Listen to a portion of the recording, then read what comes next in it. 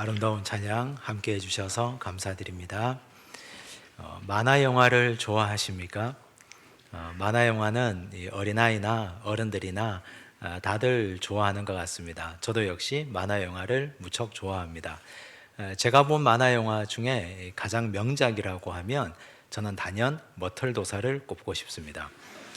머털도사는 1989년에 장편 애니메이션으로 제작되었고 그래서 많은 사람들의 사랑을 받았습니다. 이어져서 연작으로 시리즈물로 나왔습니다. 머털도사와 108요괴, 머털도사와 또메 이렇게 해서 많이 연작으로 나왔습니다. 지금도 명절이 되거나 지금도 공휴일이 되면 가끔 머털도사를 상영해 주곤 합니다.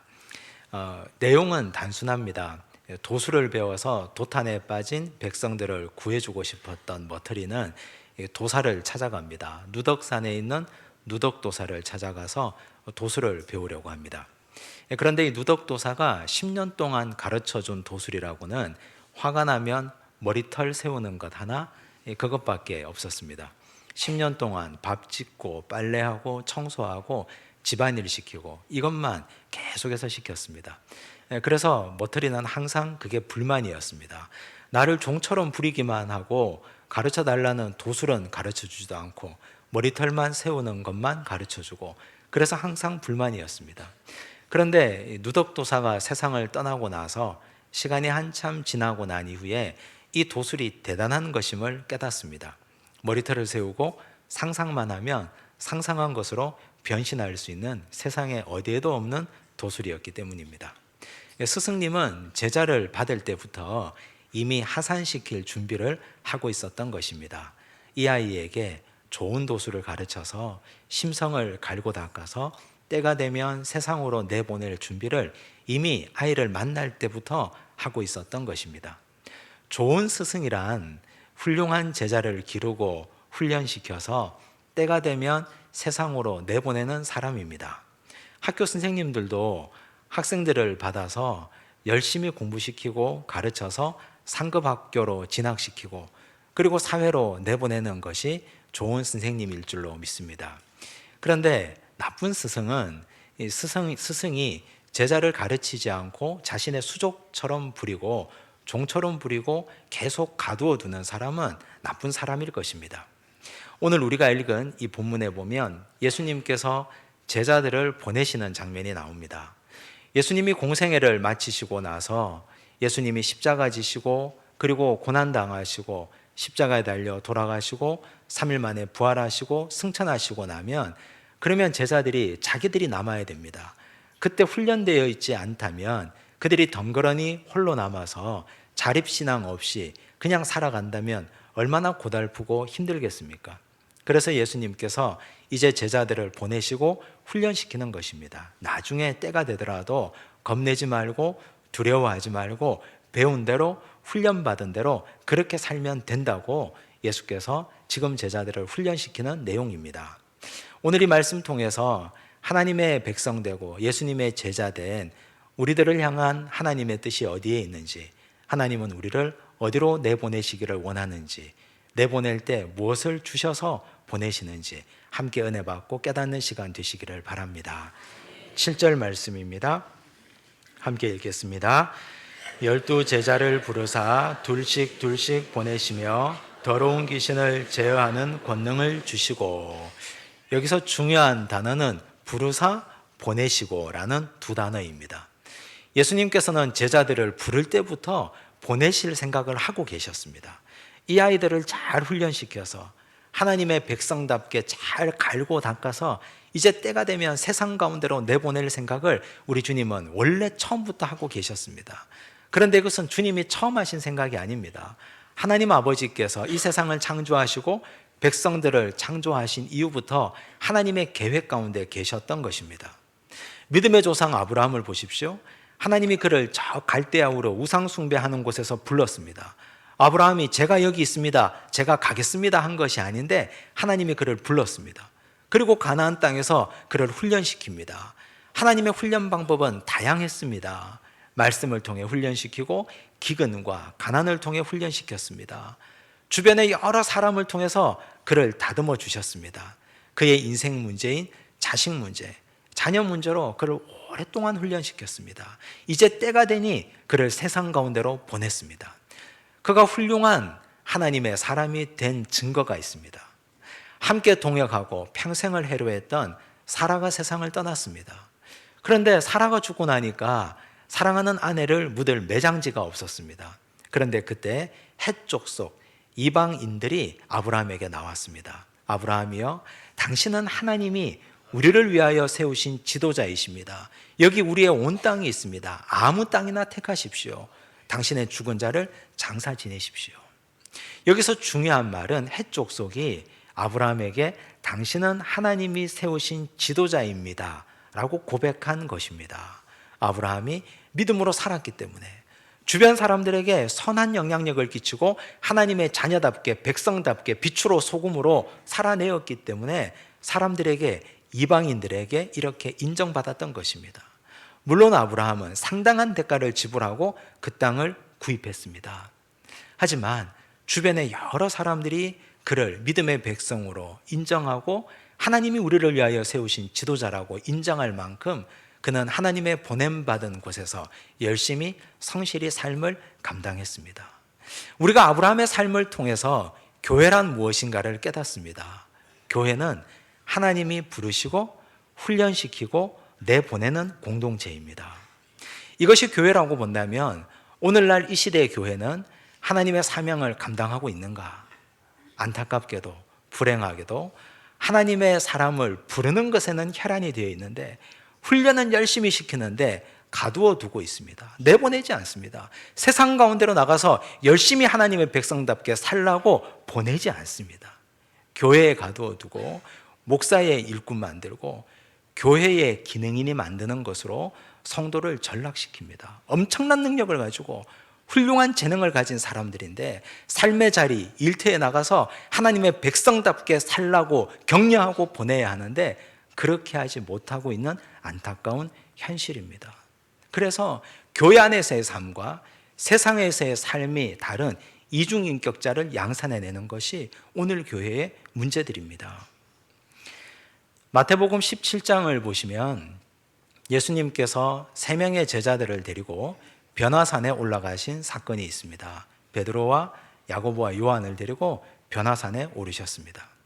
거기서 베드로는 놀라운 광경을 봅니다. 모세와 엘리야가 예수님과 환상 중에 대화하는 장면이었습니다. 얼마나 놀랍고 얼마나 귀하든지. 베드로가 이렇게 말합니다. 주님, 제가 하나는 모세를 위해서, 하나는 엘리야를 위해서, 하나는 주님을 위해서 초막 셋을 짓겠습니다. 여기가 좋사오니 우리 여기서 영원히 머물면서 하나님의 말씀 나누면서 천국 백성 되며 삽시다. 이런 말씀을 합니다. 그러나 주님은 그 말을 듣지 않습니다. 그리고 앞장서서 산을 내려오십니다. 산을 내려오니 누가 있습니까? 불에도 넘어지고 물에도 넘어지는 병든 아들을 데리고 온 아버지가 있습니다. 애통하는 심정으로, 간절한 심정으로 주님이 산에서 내려오기만을 기다리던 한 아버지가 계셨습니다. 아들의 병을 고쳐주셨습니다. 산 아래에는 수많은 병자들, 고통받는 사람들이 엄청나게 많이 있는데 우리가 어떻게 산 위에서 여기가 좋사오니 하고 머물러 있겠느냐? 이것이 주님께서 베드로에게 주신 메시지입니다. 교회 안에 갇혀서 우리 성도들끼리 함께 떡을 떼고 우리끼리 공동체를 이루고 찬양하며 기뻐하는 것 하나님이 결코 원하지 않습니다.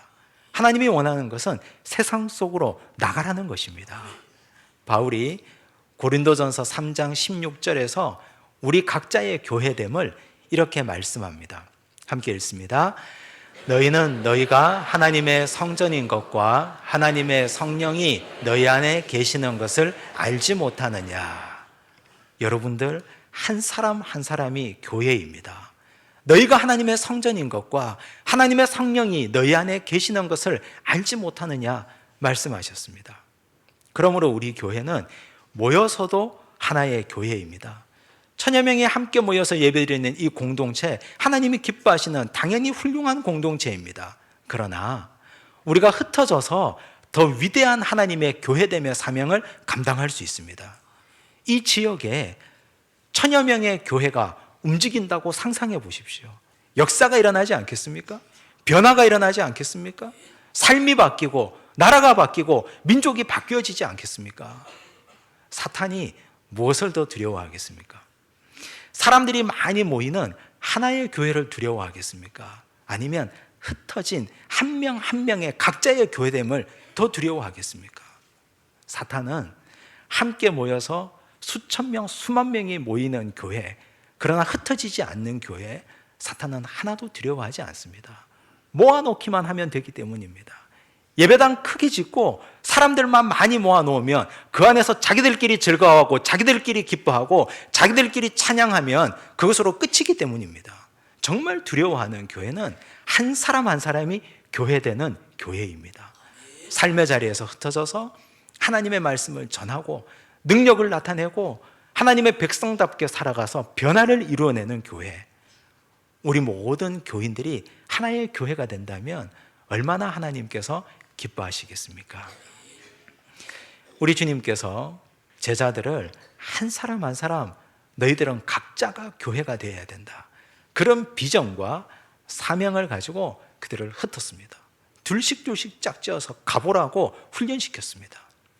그런데 주님께서 제자들을 보내면서 그저 보내지 않습니다. 무언가를 손에 들려서 보냅니다. 7절에서 9절을 보십시오. 함께 읽겠습니다. 12 제자를 부르사 둘씩 보내시며 더러운 귀신을 제어하는 권능을 주시고 명하시되 여행을 위하여 지팡이 외에는 양식이나 배낭이나 전대의 돈이나 아무것도 가지지 말며 신만 신고 두벌옷도 입지 말라 하시고, 주님께서 흩어지는 제자들에게 주신 것은 권능이었습니다. 더러운 귀신을 제어하는 권능을 주셨습니다. 그리고 주님께서 가져가지 말라고 하신 것도 있습니다. 많은 양식이나 전대의 돈이나 두벌옷도 가지고 가지 말라 하셨습니다. 허락하신 것은 신발과 지팡이밖에 없었습니다. 예수님께서 능력을 행하는 자들, 능력 있는 제자들에게 당신의 권능을 허락해 주셨습니다. 그런데 우리는 여기서 한 가지 궁금함을 가집니다. 하나님이 예수님을 통해서 주신 그 권능이 우리에게 있는 줄 어떻게 압니까? 증서도 아니고 면허증 같은 라이센스도 아니고 뭔가 눈에 보이는 것도 아닌데 내가 권능을 받았는지 받지 않았는지 내가 어떻게 알겠습니까? 사람들은 그렇게 궁금해합니다.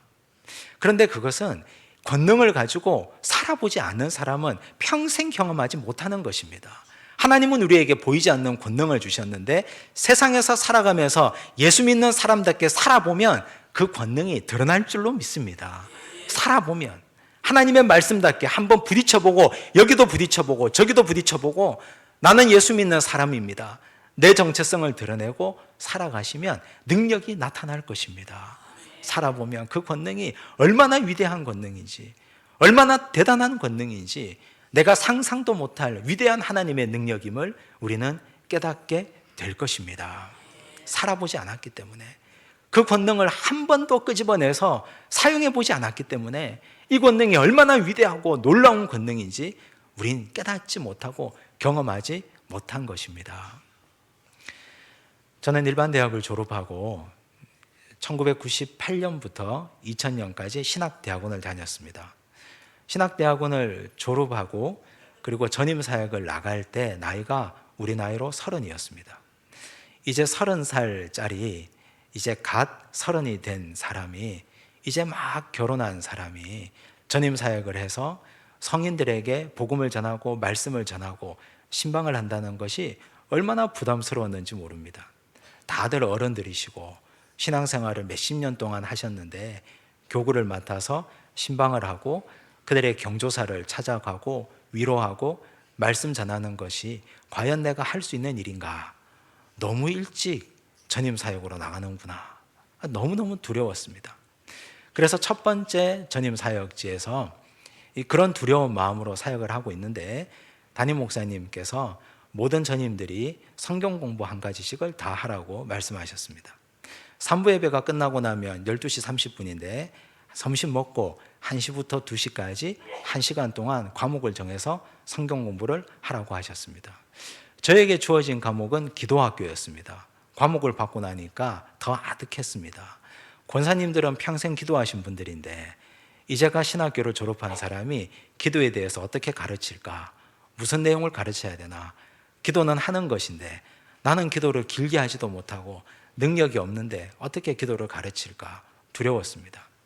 어쨌든 하라고 하시니까 시작을 했습니다.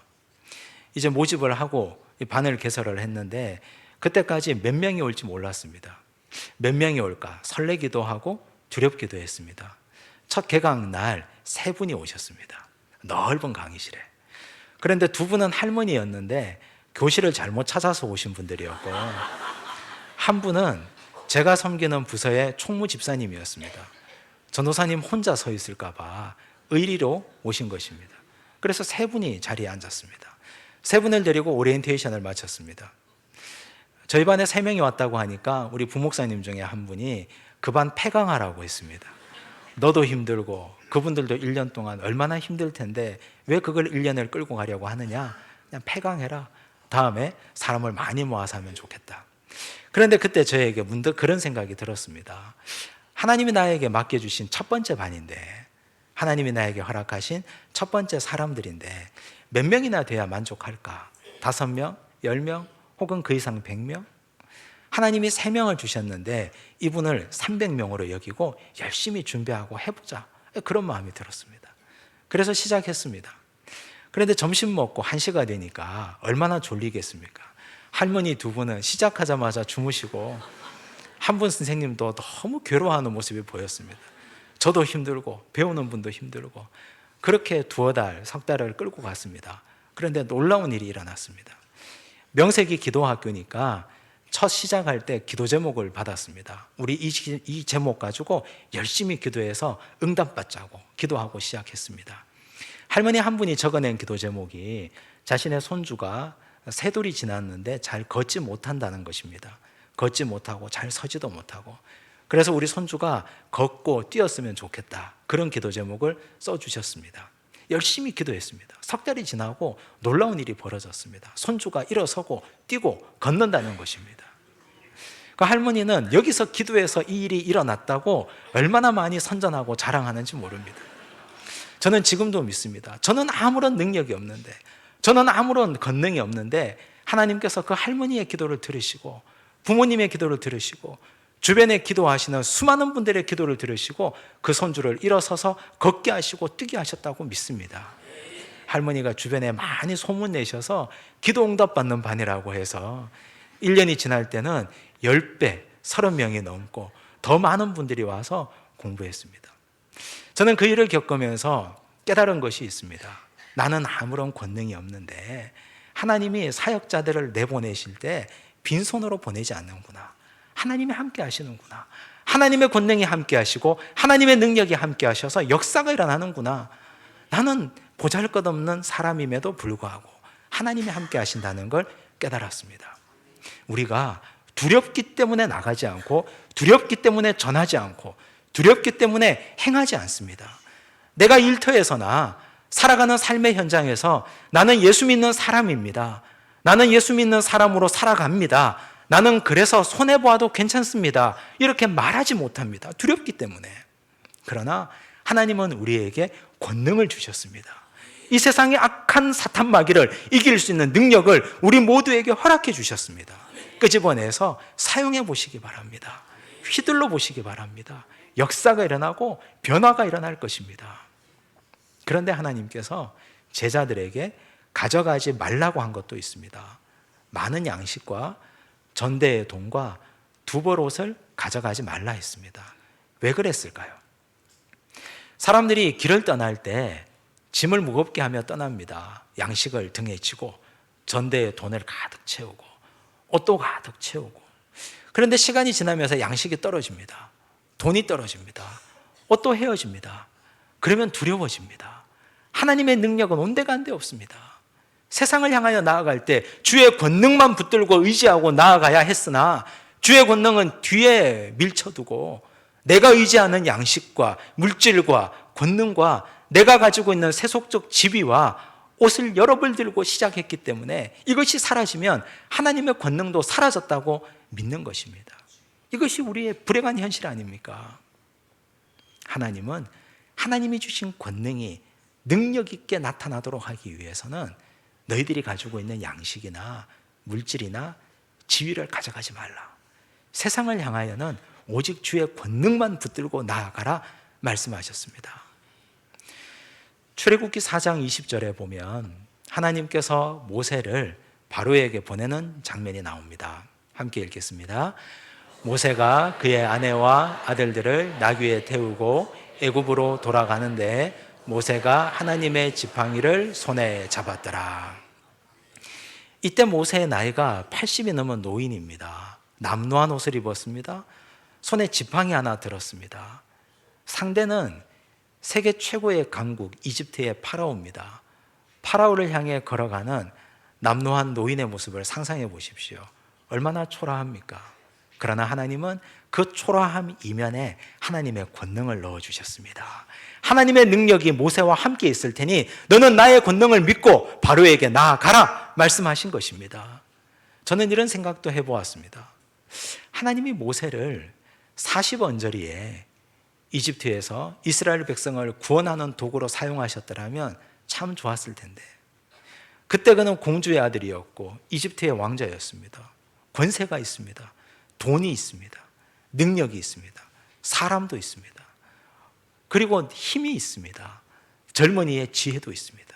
이런 힘과 열정과 지혜와 물질과 세상이 가지는 모든 것을 가지고 이스라엘 백성들을 출애굽시켰다면 훨씬 더 능력 있는 사역을 감당했을 텐데, 하지만 하나님의 생각은 달랐습니다.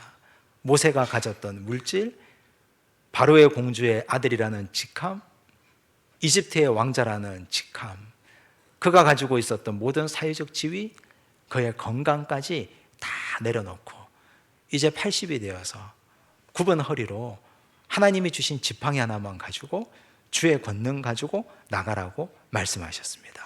하나님의 능력이 극대화되기 때문입니다.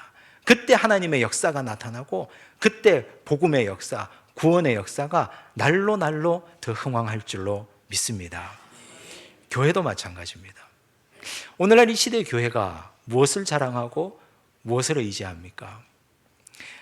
바울은 이 시대 교회의 악함을 한탄하며 디모데후서 3장 5절에서 경건의 모양과 경건의 능력을 대비해서 말합니다. 함께 읽습니다.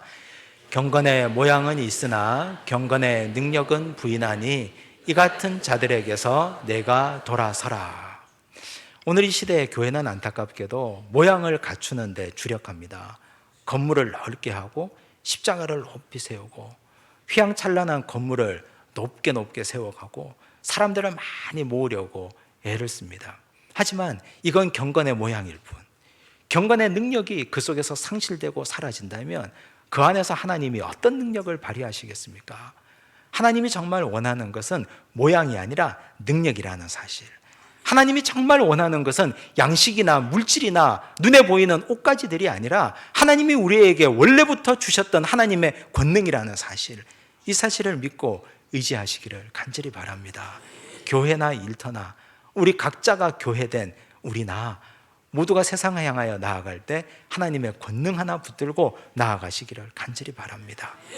하나님께서 그렇게 나아가는 하나님의 백성들, 예수님의 제자들에게 한 가지 주의사항을 말씀해 주십니다. 11절을 보십시오. 함께 읽습니다. 어느 곳에서든지 너희를 영접하지 아니하고 너희 말을 듣지도 아니하거든 거기서 나갈 때에 발 아래 먼지를 떨어버려 그들에게 증거를 삼으라 하시니. 복음을 받아들이는 사람들은 여러 가지 유형이 있습니다. 복음을 전하면 내가 왜 이때까지 이 말씀을 듣지 못했을까요? 기쁨으로 받는 사람이 있습니다. 아주 행복하게 영접하는 사람이 있습니다. 또 반면 어떤 사람들은 관심이 없습니다. 냉담합니다. 또 어떤 부류의 사람들은 핍박합니다. 왜 나에게 이런 말을 하느냐고 돌을 들어 치려하는 사람도 있습니다. 우리 예수님께서 제자들에게 말씀하셨습니다. 그들의 반응에 신경 쓰지 마라. 영접하지 않더라도 상처받지 마라. 발에 먼지를 떨어버려라. 똑같은 말씀입니다. 그들이 기쁨과 행복으로 복음의 말씀을 받는다 하더라도 들뜨지 마라. 자만하지 마라. 너희들이 잘나서 그렇게 된 것이 결코 아니다. 사람들의 반응에 일희일비하지 말라, 흔들리지 말라 말씀하셨습니다. 오늘 이 말씀을 교회에 적용시켜 보십시오. 교회 성도들이 모이고 교회가 성장하는 것 누구 덕분입니까? 목사 때문입니까? 아니면 성도들 각자가 전도 열심히 해서 우리의 수고 때문입니까? 그 이전에 우리가 생각하고 기억해야 할 것은 하나님께서 이 교회에 주신 뜻이 있다는 것입니다. 하나님이 원하시고 하나님이 계획하시는 하나님의 마음을 우리가 느껴야 됩니다. 하나님, 우리 교회에 왜 이렇게 성도들을 보내주십니까? 하나님이 원하시는 뜻이 무엇입니까? 하나님이 성도들을 통해서 이루고자 하는 뜻이 무엇입니까? 하나님은 우리 교회에 하나님께서 우리에게 주신 비전과 목적과 뜻을 깨닫게 해주십시오. 하나님의 뜻에 목말라 하고 기도하고 무릎 꿇어야 할 줄로 믿습니다. 반대로 교회에 문제가 생기고 어려움이 생기면 누구 탓입니까? 목사 탓, 성도 탓, 당의 탓입니까? 그런 탓을 하기 때문에 오늘 이 한국 교회에 수많은 문제들이 일어나는 것 아니겠습니까? 문제가 생기면 하나님께 무릎을 꿇어야 됩니다. 왜 이런 문제가 생길까요? 왜 이런 시련과 고통을 주십니까? 아버지 뜻이 무엇입니까? 오늘 이 문제를 통해서 우리에게 원하는 뜻을 알게 해주십시오. 고쳐나가고 순종해 나가겠습니다. 무릎 꿇고 여쭈어야 됩니다. 일터에서도 마찬가지입니다. 일터가 흥왕하고 잘 되면 하나님께 영광 돌리고, 일터에 문제가 생기면 하나님의 뜻을 물어야 됩니다. 가정이나 일터나 교회나 모든 것 내가 잘해서 된 것은 결코 없습니다. 모든 것 하나님의 뜻이고 하나님의 영광일 줄로 믿습니다. 우리는 하나님께서 보내시니 하나님이 주신 권능을 가지고 가서 전했을 뿐입니다. 하나님의 능력을 가지고 했을 뿐입니다. 우리가 잘나서 된 것이 무엇이 있습니까? 우리 주님께서 우리에게 그런 말씀을 전해주시는 것입니다. 예레미야 선지자는 남유다가 멸망할 때 40년 동안 예언했던 사람입니다. 그는 자신의 눈으로 나라가 망하는 것을 보았습니다. 나라가 망하고 성전이 불타고 성전의 모든 기명들이 다 약탈당하는 것을 보았습니다. 40년 동안 예언했던 선지자가 이 나라의 멸망에 책임이 있습니까? 그가 예언을 잘못했기 때문에 하나님의 백성들이 돌이키지 않아서 이렇게 된 것입니까? 어느 누구도 예레미야가 잘못했다고 탓하지 않습니다. 그는 하나님의 말씀을 받았고 그 말씀을 받아서 전했습니다. 백성들이 듣지 않았습니다. 백성들이 마음이 완악했습니다. 그래서 하나님은 그 나라를 바벨론 포로로 돌리신 것입니다. 오늘 우리에게 하나님께서 말씀하십니다. 잘 되어도 모든 영광 하나님께 올리고, 문제가 생기고 복음을 영접하지 않아도 너는 책임이 없으니 발의 먼지를 떨어버려라. 중요한 것은 하나님의 방법대로 하나님의 뜻대로 살아가고 행했느냐 하는 것, 이것을 하나님이 우리에게 원하시고 요구하십니다. 말씀을 정리하겠습니다. 교회는 하나님이 부르시고 훈련하셔서 보내시는 곳입니다. 교회는 가두어 두는 곳이 아닙니다. 하나님께서 보내실 때 우리 각자가 교회됨을 인정하시고 보내실 때 우리 각 사람에게 권능을 주셨습니다. 이 권능을 사용하시기 바랍니다. 물질과 양식과 세속적 가치보다도 하나님의 권능을 사용하시는 주의 백성 되시기를 바랍니다. 사람들의 반응은 내 몫이 아닙니다. 우리는 그저 주의 말씀을 전하고 하나님의 뜻대로 삶의 자리에서 성실하게 살 뿐입니다. 그러면 모든 것 하나님이 책임지실 것입니다. 그런 귀한 은혜로 한 주간 승리하며 사시기를 바랍니다. 기도하겠습니다. 하나님 아버지 감사합니다. 우리 각자가 교회라고 말씀하시니 감사합니다. 우리가 말하는 것, 행동하는 것, 우리가 심지어 눈빛 하나까지도 하나님의 교회됨의 사명을 감당하게 하여 주옵소서. 우리는 모여서도 교회이지만 흩어져도 교회라는 사실을 깨닫게 해주시고, 교회된 자의 사명을 가지고 성령을 모신 자로서 살아가는 현장에서 믿음으로 살아가게 하여 주시옵소서. 주께서 교회된 자의 사명을 잘 감당할 수 있도록 권능을 주셨사오니 이 권능 사용하기를 원합니다. 물질과 양식과 두버롯을 자랑하지 않도록 주께서 도와주시고, 하나님이 우리에게 주신 권능을 온전히 발휘하며 살아가는 믿음의 백성 되게 하여 주시옵소서. 흥황해도 내가 잘나서 그런 것이 아니고, 복음을 영접하지 않아도 내 문제가 아님을 깨닫게 해주시고, 오직 우리가 하나님께 모든 영광 돌리며 하나님께서 이 문제에 책임짐을 믿고 주님께 맡기며 살아가는 지혜로운 백성 되도록 축복하여 주시옵소서. 모든 말씀 예수님 이름으로 기도드리옵나이다. 아멘.